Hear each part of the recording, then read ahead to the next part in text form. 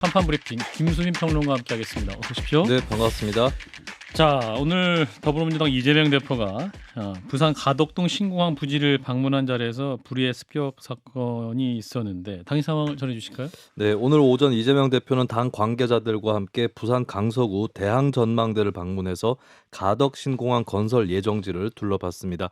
오전 10시 24분 취재진들과 이 대표 간의 질의응답이 오고 갔는데요. 예. 윤석열 대통령 신년사와 김건희 특검법 처리에 대한 내용이었고, 이 대표는 이권 카르텔보다 중요한 것은 국민들의 어려운 민생, 국민 중심의 사고를 대통령이 하셔야 되지 않겠는가라고 답변을 했습니다. 예. 그다음에 문재인 전 대통령을 예방하기 위해서 이 대표가 이동하던 중에 카메라 사이로 밀치고 들어온 피의자가 이 대표에게 접근했는데요.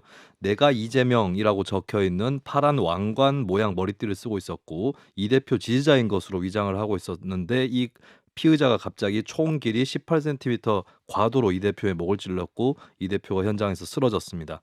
예.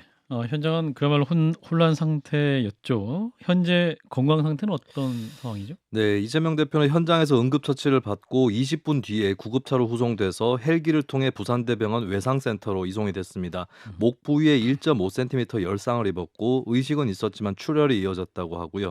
경정맥 훼손이 우려가 됐는데 경동맥 훼손보다는 낫지만 염증 등이 우려되는 상황이라서 상처 치료와 파상풍 주사 접종이 이뤄졌습니다. 그리고 예. 수술을 위해서 서울대병원으로 긴급 후송이 됐는데요. 서울대병원 헬기장이 공사 중이라서 조치를 하는 과정에서 착륙 지점이 서울 한강 노들섬으로 변경이 됐고 도착이 지연되기도 했습니다. 민주당은 사건 직후 현장 인근에서 현장 긴급 최고위원회를 열어서 대응 방안을 논의했습니다. 양산에 문재인 전 대통령 예방 일정을 취소했고요. 내일 비상의원총회를 소집합니다. 한편 피의자는 현장에서 곧바로 체포돼 부산 강서경찰서로 이송이 됐습니다. 1957년생 남성으로 밝혀졌고요. 지난달 이 대표가 부산 지역에 일정을 소화를 할 때도 동선을 따라다녔다는 증언이 나오고 있습니다. 충남에 거주를 하고 있고 흉기를 지난해 미리 구입한 것으로 파악이 됐는데 예. 이 대표를 살해하려 했다라고 진술을 한 것으로 알려졌습니다. 부산경찰청에는 수사본부가 설치가 됐고 검찰도 특별수사팀을 꾸려서 검경이 지금 살인미수죄 적용을 검토하고 있습니다. 예. 체포된 상태에서도 살해하려 했다. 본인이 명백하게 밝히고 있는 거죠, 그러니까. 네, 처음에는 진술 거부권 행사를 하다가 나중에 진술을 하고 있는데 본인의 고의가 있었다라고 하는 그런 진술이 나왔다고 합니다. 예. 지금 뭐 전 국민이 충격에 빠지셨을 것 같고 정치권도 한 목소리로 이제 규탄하는 상황인 거죠. 네, 대통령실에서는 김수경 대변인이 윤석열 대통령의 입장을 전했습니다. 윤 대통령은 이 대표의 안전에 깊은 우려를 표명하면서 우리 사회가 어떤 경우에라도 이러한 폭력 행위를 용납해서는 안 될 것이라고 밝혔고 윤희근 경찰청장에게 신속한 수사와 이 대표 치료의 지원을 지시했습니다. 국민의힘 한동훈 위원장은 우리 사회에서 절대로 있어서는 안 되는 일이 생긴 것이다. 이 대표의 빠른 회복을 진심으로 기원한다고 밝혔고요. 정의당 배진교 원내대표는 오늘의 테러 행위를 강력히 규탄한다. 가칭개혁신당의 이준석 전 국민의힘 대표는 이 대표의 무사, 무탈과 빠른 회복을 기원한다고 밝혔습니다. 그리고 최근 탈당을 시사한 이낙연 전 민주당 대표도 충격과 분노를 억누를 수 없다면서 이 대표의 쾌유를 기원했습니다. 예, 오프닝에서도 말씀을 하셨습니다만 자, 진 작가님부터 오늘 사건 논평 주시죠. 일단은 아직 경찰의 수사가 진행 중이기 때문에 사건의 성격을 규정하기는 좀 이릅니다. 이게 사건이 왜 벌어졌는지 잘 모르는 거고 여기 예. 정치적 배경이 있는 건지 아니면 정치적으로 불안정한 분이 한 짓인지 이것도 아직 모르거든요. 다만 저는 사실 이런 테러 같은 경우 정치적 테러 아니겠습니까? 이런 건 일본에만 있는 줄 알았거든요. 옛날에 뭐 사회 당수가 칼에 찔려서 숨지는 일도 있었고 얼마 전에 또 폭탄 테러도 있었고. 예. 아베 총리가 총을 맞고 숨지는 일도 있었고 예. 그랬는데 가만히 생각해 보니까 벌써 우리가 네 번째더라고요. 그러니까 박근혜 옛날 박근혜 예, 전 맞습니다. 대표가 예. 코튼날 테러 당했고 그다음에 얼마 전에 송영길 전 대표는 망치 테러를 당한 적이 맞아요, 있고 맞아요. 그다음에 마크 리포트 주한 미국 대사가 음. 코튼날 테러를 당하고 이번 사실 네 번째거든요. 그러니까 사실 한국이라는 게 지금 전치 테러에서 이제 자유롭지 못한 나라가 됐다는 느낌을 좀 강하게 받고 이번 거 같은 경우는 아까도 얘기했듯이 사리가 있다고 하잖아요. 본인이 또 그렇게 본인이 얘기하니까. 그렇게 얘기했단 말이죠. 그래서 좀 걱정이 좀 되고요. 그냥 한 가지 이거 좀 성급한 것일 수 있는데 혹시 이런 것들이 우리가 지금 혐오 정치 이게 이제 심화되다 보니까 그런 어떤 극단 끝에서 이런 극단적인 사태까지 발생하는 게 아닌가라는 우려가 좀 있습니다. 저도 홍준표 대구시장으로 그 말씀을 하셨는데 약간 공감이 가더라고요. 그 말에 좀 성급하긴 하지만. 예. 자, 김 소장님. 예, 저는 지금 뭐 아까 전에 저도 논평도 역시 뭐 진 작가님과 비슷한 톤으로 썼다 이제 같은 말씀하셔서 저는 다른 내용을 바꿨는데, 그러니까 핵심은 뭐 앞에 진중권 작가님이 오늘 뭐 논평에서 잘 말씀해 주셨다고 생각하고요. 조금 더 보태고 싶은 얘기는 지금 누군가에게 손가락질할 때가 아니라는 겁니다. 뭐 어떤 집단이 누구의 배우가 있고 뭐 이런 얘기들을 할 필요도 없고 해서도 안 됩니다. 지금 얘기하는 것들은 다 자기 속에 감춰져 있는 자신의 적을 드러내는 과정일 뿐이고 본인의 적의를 드러낼 뿐인 건데 뭐 며칠 걸리지 않을까라고 생각합니다. 이미 진술도 일부 나왔다고 하고요. 하루 이틀 좀 침착하게 기다려서, 이건 정말로 테러지 않습니까? 스포츠 중계가 아니기 때문에 사람들이 모든 정보에 민감할 때이지만 조금 더 침착하게, 언론도 마찬가지고 확인되지 않은 정보는 좀 잡아두고 제대로 된 확인된 정보들, 뭐 경찰의 발표라든지 아니면 공당의 대변인들의 발표를 좀 기다리면서 상황을 지켜보도록 하겠습니다. 이재명 대표를 싫어하든 좋아하든 이재명 대표를 지지하든 반대하든 간에 이 경우에 대해서는 그냥 단호하게 우리가 이재명이다라고 외쳐야 되는 겁니다. 이런 것은 절대 허용돼서는 안 됩니다. 예. 예. 자, 다음 이슈. 영부인 김건희 여사에 대한 특검법과 대장도 50억 클럽 특검법, 이른바 쌍특검에 대한 소식 짚어보면요. 원래 윤석열 대통령이 오늘 국무회에서 거부권 행사할 예정이었는데 아직 행사된 건 아니죠? 네, 그렇게 됐습니다. 국회가 통과 법안을 정부로 이송을 하면 그 15일 내에 대통령이 거부권 행사를 결정을 해야 되는데요. 당초 윤석열 대통령은 이송되자마자 거부권을 행사한다라고 하는 방침이었습니다. 그러면서 오늘 국무회의가 오전에 열리던 국무회의가 오후로 조정이 됐는데요. 예. 법안들이 오전에 법제처로 이송될 가능성을 염두에 두고 오후로 일부러 시간을 미뤘던 것입니다. 하지만 국회 사무처는 오늘 중으로 법안을 이송하지는 않을 방침입니다. 따라서 오늘 국무회의에서는 이 안건이 다뤄지지 않게 됐고요. 따라서 대통령의 거부권 행사 여부는 다음 정기적인 국무회의 또는 임시로 열릴 수 있는 국무회의를 지켜봐야 알 것 같습니다. 예.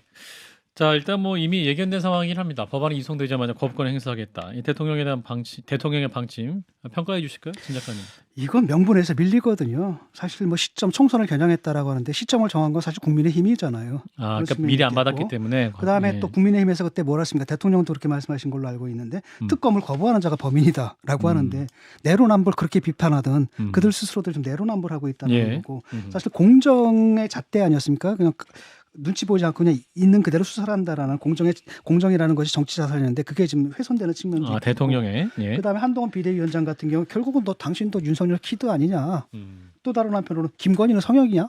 이런 반론에 사실 대답하기가 상당히 곤란해졌거든요. 그래서 정치적 타격은 그에 따른 정치적 타격은 상당히 불가피할 거라고 보고요. 한동훈 비대위원장 같은 경우는 사실 디폴트 값으로 생각하는 것 같아요. 이건 내가 비대위원장 되기 전부터 이미 거부해야 된다. 그냥 이렇게 설정된 거고 나도 어쩔 수 없다. 그러니까 언급 자체가 없잖아요. 그렇죠. 그런데 예. 일단은 그럴 거라면은 그 파장을 갖다 어떻게 하면 최소화할 것인가 생각을 해야 되는데 제가 볼 때는 이런 게 있는 것 같아요. 지금 여론조사를 보니까 한편으로는 국민의 과반수가 특검법안 거부해서는 안 된다고 대답하지만 예. 또 한편으로는 국민의 또한 과반수가 뭐라고 얘기를 하냐면은 총선 이후에 하자 이렇게 얘기를 하거든요. 시기의 문제에 대해서. 그러니까 총선 때는 안 한다. 이번에 거부권 행사한다 하더라도 특검 하겠다 선언해야 됩니다. 그 우리가 발의해서라도 하겠다라고 선언하고 또 다른 한편은 특별 감찰관. 왜냐하면 결국 여사 리스크 문제거든요. 여사가 좀 통제가 안 된다는 예. 우려를 국민들이 하고 있으면 그 우려를 불식시킬 수 있게끔 특별 감찰관 제도라든지 아니면 제2부속실 그 민주당에서 제안했던 그런 걸 받아들인다라든지 이런 후속 조치가 있어야 됩니다. 그냥 넘어가서는 안 돼요, 이건. 예. 네, 그러니까 방금 진중권 교수님이 인용하신 여론조사를 말씀을 드려야 될 것 같아서 예. 조선일보 TV조선이 K스텔 리서치에 의뢰해서 12월 30일, 31일 양일간에 만 18세 이상 전국 1,018명을 대상으로 조사를 했고요. 예. 대통령이 거부권을 행사하지 말아야 한다는 응답이 63%였는데 문항을 하나 더 물었습니다. 총선 이후에 특검을 하는 거에 대해서 물었는데 예. 찬성 55% 정도, 반대 37%가 나왔습니다. 예. 또 관련 얘기는 또 2부에서도 할 수 있을 것 같고요. 자, 김 소장님 관련 입장 주시죠.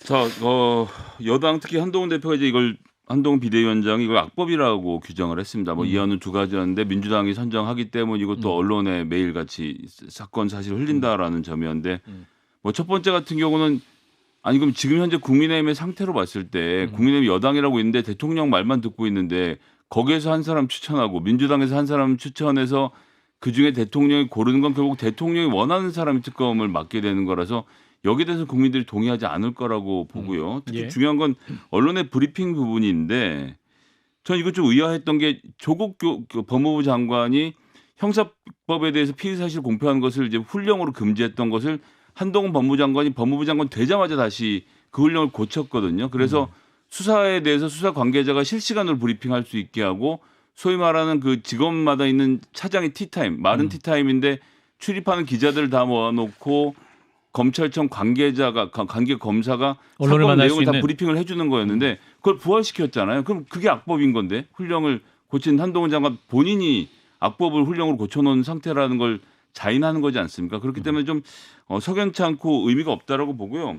언론에 대한 태도는 좀 꼭 고쳤으면 좋겠는데 명품백 얘기, 김건희 여사의 명품백 얘기 나오니까 민주당이 이런 거 물어보라고 시키더냐라고 했는데 세상에 요즘 기자 중에 누가 그 민주당이 시킨다고 가서 쪼르르 물어볼 사람이 있겠습니까? 정말 불쾌했을 거라고 생각하고 마지막으로는 이게 김건희 특검이 아니라 도이치 특검이라고 말씀하시던데 도이치모터스 관련자들 전부 다 처벌받았습니다. 이제 딱 한 사람 남은 사람이 김건희 여사이기 때문에 김건희 여사와 관련된 의혹에 대한 특검이라고 말하는 것을 한동훈 비대위원장도 좀 국민 여론도 살펴가면서 하셨으면 좋겠습니다. 그러니까 그 사실은 그게 이제 성역화하는 게 아니냐 이런 느낌 들거든요. 김건희 특검이라고 부르면 뭐가 어때가지고 굳이 그 도이치모터스라고 그분 이름을 망령되이 일컫지 않으려고 노력하는 자세가 예. 상당히 부자연스럽게 느껴져요. 예, 근데 예. 그거 자체가 한동훈 그 비대위 체제에 대한 국민들의 인식에 상당히 부정적 영향을 줄 겁니다. 예, 그래요. 공정과 상식 그것이 표준이었는데 그것이 좀 훼손될 수 있을 것이다라는 말씀이고. 자, 일본 지진 얘기 좀 하고 마치겠습니다. 사망자가 추가로 확인되고 있고 여진도 이어지고 있죠. 네, 새해 첫날인 1월 1일 일본 혼슈 중부의 이시카와현 노토반도에서 발생한 강진이 이제 계속해서 사망자가 확인이 되고 있는데요. 예. 오늘 오후 3시 30분 기준으로 음. 최소 48명으로 집계가 됐습니다. 화재 진압과 수색 구조 작업이 진행되면서 앞으로도 사상자 수가 더 늘어날 것으로 예상이 되고 예. 현재까지 보면 이제 점포와 주택 등 100채 이상이 불탄 것으로 추정이 되고 200채가 넘을 거다라는 추정도 나오고 있습니다. 예. 그리고 3만 가구 이상에서 정전이 발생을 했고요. 5개현 19개 시에서는 단수까지 발생을 했습니다. 의료기관들도 전기와 물을 사용할 수 없는 상황에 처한 경우들이 있고 여진 또 멈추지 않고 있습니다. 오늘 오전 9시까지 진도 1 이상의 지진이 무려 147차례나 발생을 했습니다.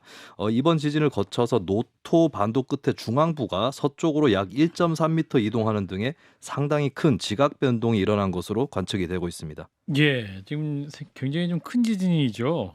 그래서 우리나라에도 지금 그것이 여파가 미치고 있는 것 같은데 어떤 상황입니까? 네, 지진 해일은 국내 동해안으로 전파가 되었는데요. 예. 어제 오후 6시 1분쯤에 강원도 강릉시 남항진에서 국내 최초로 지진 해일이 관측이 됐습니다. 묵호에서는 최대 파고 85cm를 기록하기도 했는데요. 참고로 50cm 이상 지진 해일은 해안 저지대를 침수시킬 수 있고 이 경우에는 높은 곳으로 대피를 해야 합니다. 예. 또 해안가일수록 파괴력이 크기 때문에 조업 중인 선박은 수심이 깊은 곳으로 이동을 해야 됩니다.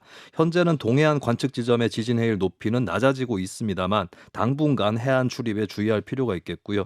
그리고 한편 대한항공 인천 고마스 노선이 지진의 영향으로 2시간 넘게 늦게 운항을 시작을 했는데 다만 다른 일본 관련 노선은 출항 지연 없이 운항을 했습니다. 예, 자 이번 지진을 두고 또 우리 정부 또 윤석열 대통령은 함께 연대하겠다 극복을 위해 이렇게 언급도 있었죠. 자, 진 교수님부터 언급 주시죠. 뭐 이웃 나라에서 이런 일 벌어지면 의뢰 이제 이런 얘기를 하는 거죠. 그리고 도와줄 수 있으면 도와줘야 되고 그건 피차 도와주는 일인 거고. 예. 다만 이번에 이제 우리가 무슨 뭐 구조대를 보내거나 이럴 상황은 좀 아닌 것 같거든요. 일본이 워낙 그 지진 대비는 참 잘 돼 있습니다. 사실 전 세계에서 제일 잘 돼 있죠. 국가죠. 그러니까 예. 정말로 동아 그 옛날에 후쿠시마 그때는 정말 끔찍했지 않습니까? 예, 전 세계적인 또 도움이 그들의 있었고. 대비 능력을 뛰어넘는 그런 참사가 벌어졌을 때는 모르겠지만 지금 같은 경우에는 사실 우리가 딱히 뭐 도울 일이 있을 것 같지는 않습니다. 자, 김 소장님. 이번에 강도가 7.6이었다고 하는데 얼마 전에 튀르키예 지진 때 강도가 7.7 물론 0.1 차이가 크긴 합니다만 그때 튀르키예가 입었던 피해의 견주어 보면 일본이 참 대비를 잘하고 있다라는 점에 대해서는 한국도 사실 지진에 완전하게 안전지대라고 볼 수 없거든요. 그런 점들을 좀 잘 배웠으면 좋겠고요. 빠른 수습을 하길 기원하겠습니다. 어제 누군가 그런 얘기를 하더라고요. 7.6이 만약에 서울에서 벌어졌으면 어떤 일이 벌어졌을까라고 했을 때 솔직히 저도 자신이 없어요. 대답할 때. 내진 설계 부분이라든지 네. 뭐 그런 부분이 또 일반화되지 않은 상황이 있기 때문에 예, 자 일단 오늘 여기까지 듣겠습니다. 김수민 평론가였습니다. 고맙습니다. 네, 감사합니다. 좋아요. 구독. 알림 설정.